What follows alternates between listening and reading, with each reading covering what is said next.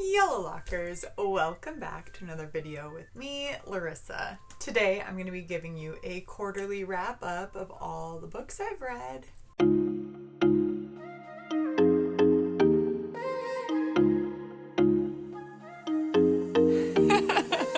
Alright, so I'm going to start doing monthly videos so I can actually go into more detail about the books that I've read, because there are a lot of books that I've read this quarter. So I have 18 books that I have read this quarter. Well, 17 that I've read. I'm currently reading the 18th book, so lots to talk about today. I keep track in my little bullet journal. I have a quarter review page, and I keep notes on different books and all of that stuff. So with that being said, let's get into it. So the first book to kick off this quarter's book thing is The Dating Plan by Sarah Desai. I loved this book. It is so cute. I read it, I think, in a day, maybe 2 days. Let's see. Oh, just kidding. I read it in 3 days. It's amazing. It's so cute. It is, just lovely. So pretty much Daisy Patel is a software engineer. She's super smart, and her family just kind of keeps wanting her to get married. And her childhood crush, Liam, comes back into the picture. He did something and we don't know what he did. Obviously we find out. But he comes back into her life, and they strike up a deal to, one, get her family off her back, and two, for him to be able to fulfill a bargain, if you will. It's just a cute little romance. Let's just say that. Really loved it. Gave it a 4 out of 5. Next up is Happily Letter After by V. Keeland and Penelope Ward. This was, okay, first of all, I thought it was going to be super cheesy because the cover, it's cheesy, but I think I was expecting a lot more cheese from it. It's actually pretty good. It's so cute. Pretty much the main person, Sadie, she does the Santa's envelope, she writes for a magazine, and every Christmas season she does fulfill Santa's wishes kind of thing, has kids write in and she writes back, and it's a whole thing. Anyway, this girl Birdie writes in the summertime and wants her to fulfill a wish, and pretty much Sadie kind of starts fulfilling a few of them, and Birdie keeps writing in, and then Sadie gets very invested in this life, and Birdie has a really hot dad who's single, so obviously things happen. I thought it was really, really cute. There was a really good twist, a really good twist to this, and I was not expecting it, and I was kind of shocked. The ending was wow. Yes, I gave this one a 4 out of 5 as well. Oh, next up, I just got chills because I love this book so much. Little goosebumps. Attachments by Rainbow Rowell. Rowell? I can't say it. Anyway, Rainbow.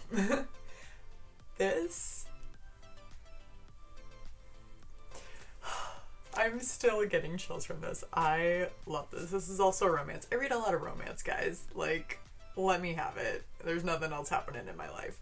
Loved this so much. It is straight up Instagram Awkward Chronicle vibes. It's just the cutest but also low-key stalkerish little love story. It's just so cute. So anyway, it's pretty much about this guy, Lincoln. He monitors emails at this newspaper. It's back in 2000-ish times, 1999. The internet is still fairly new. Internal emails at companies are still fairly new, so they're monitoring it. And he ends up reading a bunch, a bunch of these get flagged from these two friends, Beth and Jennifer. And he low-key develops a little crush on Beth, and it's so cute. It's so cute. And pretty much, like, he tries to, like, meet her without being like, hey, I read your emails. Like, I know you and I like you. Like, he wants it to be more organic, which obviously makes it whole so awkward. It's so cute. Really, really loved this book. It is now one of my favorites of books. It has made my favorites, which means it has received a 5 out of 5 from me. I am absolutely in love with this book. I actually have rented it digitally and then fell in love with it. I ended up buying this off of a thrift book site because I wanted it so bad, because I wanted to just hold it near and dear to my heart. Anyway, proceeding on. Next up is The Friend Zone by Abby Jimenez. Oh, I'm so sorry that I am just goofing up all of these names with my Midwestern accent. I rented it from Libby. And again, another romance. Are we surprised? I think not. Josh Copeland moves from South Dakota to California after a breakup, and he is also a best man for his best friend out in California. He's a fireman. Kristen is Sloane's best friend, so she's that maid of honor. And she runs her own little dog clothing accessory shop online. Kristen and Josh become friends, and we know how I love a friends to lovers romance. Things happen. Kristen is going through a lot of health issues, which is a really, really big inhibitor on her pursuing a relationship with Josh. I gave this a 4 out of 5 because it was good, but there was, at the end, it's really sad. I did not like this little sad part.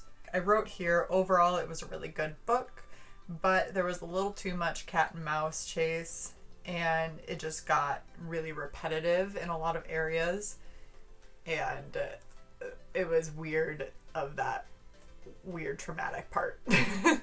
Next up is The Midnight Library by Matt Haig. And this is more of a science fiction.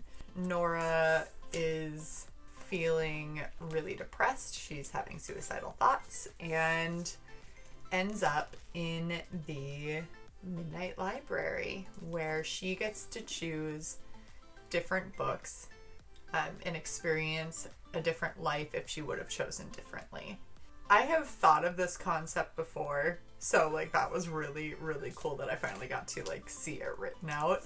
In the Midnight Library, it's different for everybody. So like there's one person that she meets that it's like a video store and he has to watch a different video.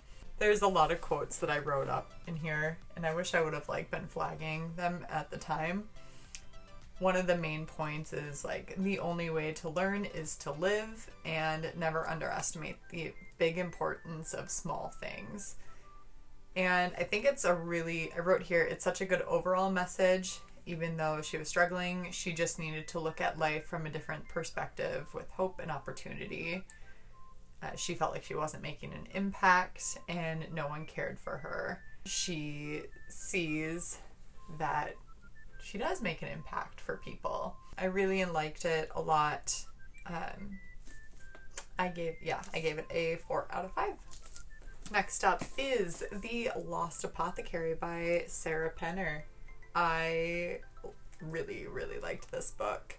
So it follows 3 different women, Nella, Caroline, and Eliza. Nella and Eliza are in 1791, and Caroline is the present day. Whew. So I just don't want to like do any spoilers with this. So, a forgotten history, a secret network of women, a legacy of poison and revenge. Welcome to The Lost Apothecary. So, hidden in the depths of the 18th century London, a secret apothecary shop caters to the unusual kind of clientele. Women across the city whisper of a mysterious figure named Nella who sells well-disguised poisons to use against the oppressive men in their lives. Nella's dark world is no place for her newest patron, a precocious 12-year-old girl named Eliza Fanning. But their unexpected bond sparks a string of consequences that echoes through the centuries. 200 years later, aspiring historian Caroline Parswell discovers an aged apothecary vial in the River Thames. Is that how it Thames? I get so confused as to what this river is called. I'm so sorry. As she is newly grappling with the searing betrayal of her husband's infidelity, a curious research project is exactly the distraction Caroline needs. But when she discovers a link between the vial and London's long unsolved apothecary murders, Caroline's upended present soon collides with an explosive history, binding her fate to Nella's and Eliza's in a stunning twist that transcends the barrier of time. It is really cool. I really loved this. I really loved the ending for all three women, and I gave it a 4 out of 5. Okay, next up we have Eat, Pray, Love, and I haven't read it before. I've seen the movie multiple times, and I love the movie. And like, look, this is where I started tabbing books, is with this one, because there were so many like quotable things, passages that I loved. So Eat, Pray, Love by Elizabeth Gilbert. If you haven't heard of this, come out from under that rock, because you're going to hear about it from me. Pretty much, it's Elizabeth Gilbert in her early 30s, and she has the stereotypical everything she could ask for. She has a husband, a house, she has a great career as a writer, and yet she doesn't feel fulfilled. She feels this gut feeling that this is not the life that she should be living. And it's pretty much taking you through her spiritual journey. She goes to Italy, she goes to India, and she goes to Indonesia for an entire year. And just like, the movie is great, the book is better. I literally wrote 2 pages worth of notes on here. It's a memoir, and I gave it a 5 out of 5. Next up, we have The Luckiest Girl Alive by Jessica Knoll, and it's a thriller. This book is described as Mean Girls and Gone Girl in one, and I can kind of agree with that. It's crazy. Also, lots and lots of trigger warnings. So, pretty much every trigger warning known to man is in this book. So, Ani is the protagonist, and she has something to prove and has built her life on a series of check marks. She's attractive, she has a great job, her fiance is rich and very well bred. I feel like that's kind of incestual, but no, not in this case. And she has built an appearance as a way to protect herself and to prove that she is worthy, and she wants to be the one people have to impress. So she wants people to feel like, oh crap, I need to impress this girl. The main plot of the story is her reflecting back to a traumatic experience in high school, to where like she changed her name to Ani instead of Tiffany. Tiffany Finelli is her name, and she goes by Ani only now, because every time she says her name, people know her story, and she just doesn't want that to coincide together. Pretty much it keeps referring to like this incident, and she keeps doing flashbacks leading up to it, so it switches back from present to past. Dang, it's definitely one of those high school catty experiences like Mean Girls, and the incident that happens, I was shook. Like, it's wild. And when I say proceed with caution because of the trigger warnings, I mean it. Like, it's heavy stuff, like very heavy. I gave it a 4 out of 5. Next up is Datonomics, and this is by John Berger. So this is a statistical analysis of the man shortage and so many college educated women are experiencing and why that is. Pretty much it says if you don't want to move, then be open to non-college educated blue collar men. So I didn't give this one a rating. It has like a chart at the, it was just like very scientific. There was no like story. There was really nothing to like base it off of. But at the end, it gives like a chart of men versus women in their 20 to 29 and 30 through 39 age, and what the different areas are per state and county of like the most popular states and counties. It was really interesting. So if you are looking to make a move to find love, then this will be the book for you, so you can see where you're going. Anyway, you can look through it. It's interesting. Yeah. I couldn't rate it.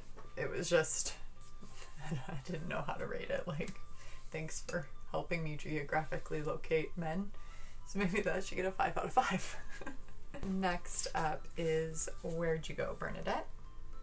And honestly, like, if I would have only read the first part, I would have probably given this like a 2. It just wasn't grabbing me at all. And it did pick up in the middle and towards the end.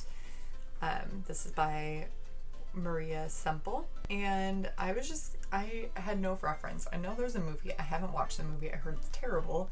So I'm still debating if I don't want to watch the movie. And I should start reading the back because I was so confused. Because a lot of this is flipping between Bernadette, her daughter, B, and like emails. And I was like, where are these emails coming from? And it was kind of hard to follow at first, and then I finally got it, and then it explains how we're reading these emails. I ended up giving it a 3 out of 5. It wasn't great. It wasn't not great. Next up is Treasure Island. I have the book. I bought the book because I really liked the spine. I thought it was so pretty and looked so good on my bookshelf, and I've heard such great things, and for some reason I thought this was going to be like Treasure Planet. And I know that Treasure Planet is, I think, based off of Treasure Island. Okay, now, no matter what happens, keep the ship heading straight for that portal. 58 seconds!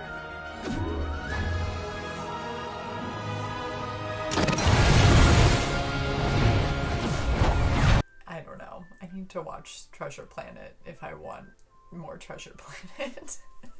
This is by Robert Louis Stevenson. It's a children's book, but probably not a children's book anymore.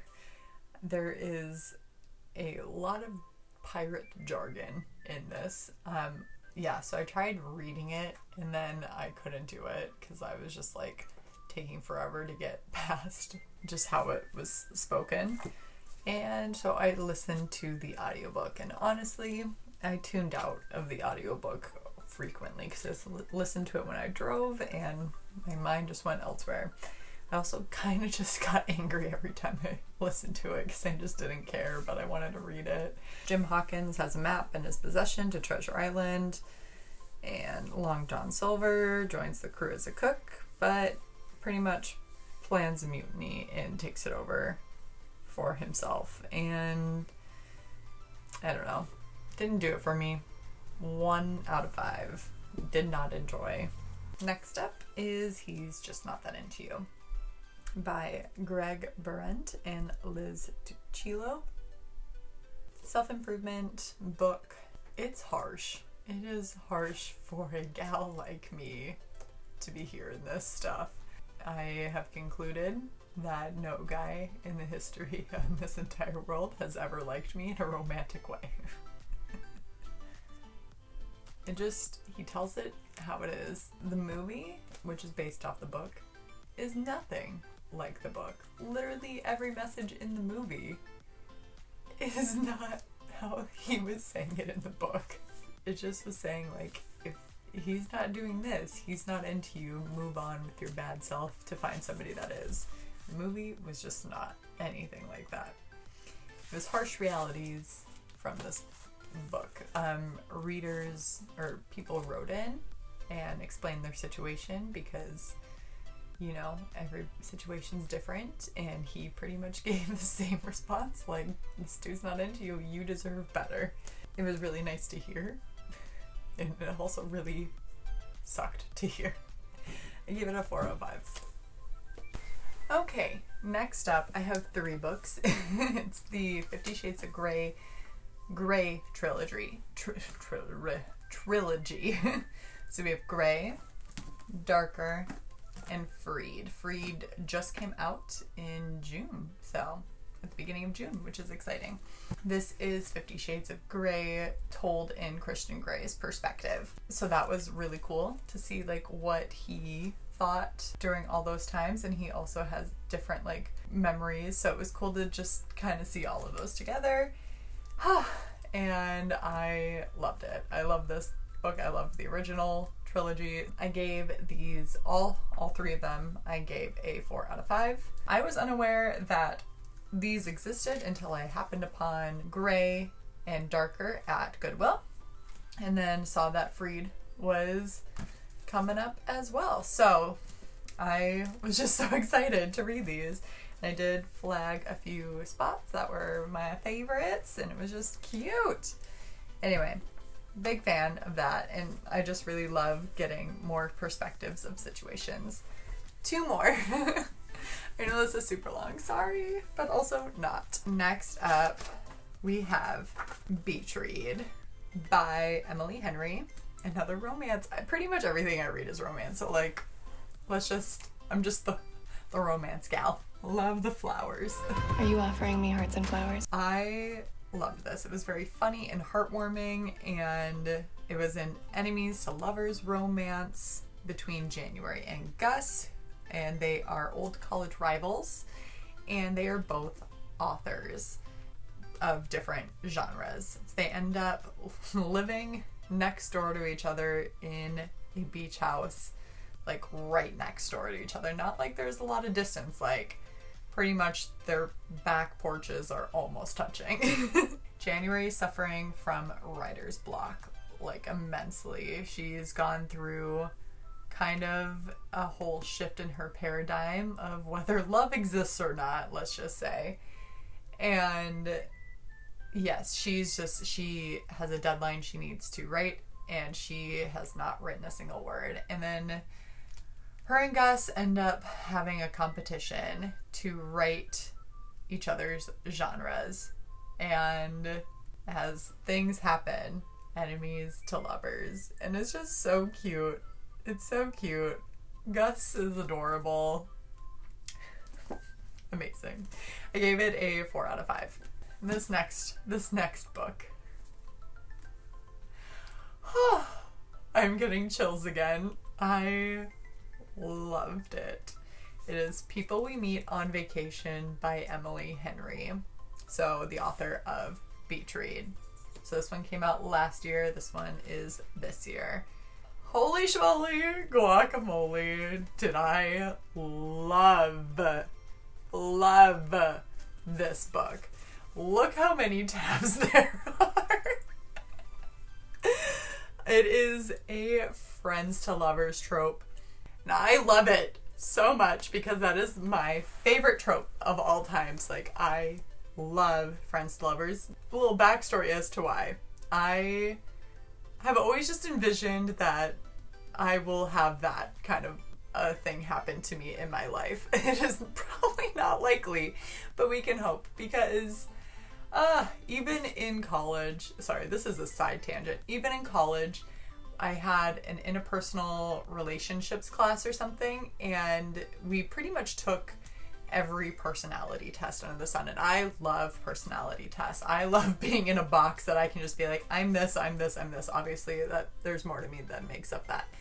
Anyway, one of the thing was like, what love do you aspire to? And I wanted like a friend love, and to be friends with somebody before like a romantic partnership, because that's essentially like how I feel like I won't be abandoned and that they actually like me for me. I love this book. Poppy and Alex have been friends for 10 years. And they met in college. So cute. And in college, they decided to go on a trip every summer. And it was like budget babe trip. The situations they got in were questionable. The places they stayed, their transportation methods, very questionable. But they ended up always having the best time. So, unfortunately, Poppy and Alex had a falling out in their last trip to Croatia, I believe it was, and that was 2 years ago, and they haven't spoken in those 2 years. Poppy is a writer for a travel magazine, so she travels for a living and writes about different places, but she is not enjoying her work anymore, and the last time that she's actually been happy was going on these trips with her best friend, Alex. And so she reaches out to him in hopes that they can rekindle their friendship and that they can go on another trip this summer. The book flips back and forth between this current trip and all of their trips leading up. So it'll be like 5 years ago, 4 years ago, 3 years ago, whatever. So for the entire 10 years. It is so cute. I love it so much. It is the perfect summer read and everything I wanted and more. It is funny, it is sweet, it is endearing, and there's travel, and it's going to make you want to travel with your best friend or travel with your best friend who is someone you are romantically interested in. Let me tell you that. It's amazing. I cried in some parts. I laughed a ton. Most of these flags are from spots that I laughed at. I'm like getting emotional talking about this again. I loved this book with my whole being. I gave it a 5 out of 5. Absolutely one of my now favorite books. I love this and I can't wait to reread it sometime in the future. The book that I am currently reading is The Light Between Oceans, and by the time that this video goes up, I'll probably have finished it. So if I have, future me, will you roll the review footage? Hi, future me here. Just finished reading The Light Between Oceans, and I was just really annoyed, kind of like angry, agitated, sad, but also like peaceful with this whole book, which was so frustrating. This is by M.L. Stedman. This book is about Tom. He just finished fighting the war. I believe it was World War I or II, and he is employed to work a lighthouse somewhere off of Australia. He goes and gets his paperwork done, meets Isabel, who then like really likes him, and they end up getting married, and she ends up going to just this isolated island where they take care of the lighthouse, and it's just the two of them on this island. Back cover, so no spoilers here. So Isabel goes through 2 miscarriages and 1 stillborn, and then a boat shows up with a baby on it, and this is like right after the stillborn, and Isabel insists that it's a gift from God, and Tom is like, I gotta report this, and she's like, do you? And they raise Lucy. And then they go back to the mainland 2 years later with Lucy. And They are, here I'll read this, when they return to the mainland and are reminded that there are other people in the world. Their choice has devastated one of them. So, yeah, I gasped in quite a few spots, and especially in this little area where there's like 3 little markers. All in all, it was a great book. I really did like it, but I was annoyed mainly at like trying to figure out what I would do in the situation that they were presented, and it's a tough choice as to like what happens. I do give this a 3 out of 5. I really did like it, but it wasn't like one that I would be raving about or not a new favorite. So all in all, great book. Read it. It is really, really good, but it gets a little long in a lot of places, which I was just like, can we just get on with it? And then it always kept like leading up to something like really bad is gonna happen, and then it didn't, and I'm like, what is going on here? Anyway, 3 out of 5. Good book. Back to me. All right, let's get up to the quarterly wrap up. I'm going to give you my favorite read, which we've had a few 5 out of 5. So what will she choose? And my least favorite read, which should be obvious by this point, and how many books that I've read, which I've already said at the beginning. With this quarter review, my least favorite read should not come as a surprise because it was my only 1 out of 5, and that is Treasure Island. Sorry. My favorite read, is it going to be Attachments, Eat, Pray, Love, or People We Meet on Vacation? Drum roll. And it is People We Meet on Vacation is my favorite read of the quarter. Again, cannot express how much I love this book. So I have either read 17 books or 18, depending upon if I finish The Light Between Oceans.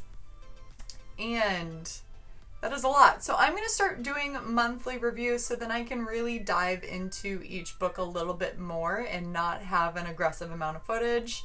I really, really enjoy doing these. I really love talking about books, so I'm happy to keep doing them. If you like these videos and any of my other videos, please give this one a thumbs up. I really appreciate it. And subscribe to my channel and hit that notification bell so you're notified when I upload new videos such as these. Also, if you want to follow me on Instagram, I always update, and sometimes I even put a poll as to what I am reading next, and I have a little highlight of all the books that I've been reading. So check that out if you would like to.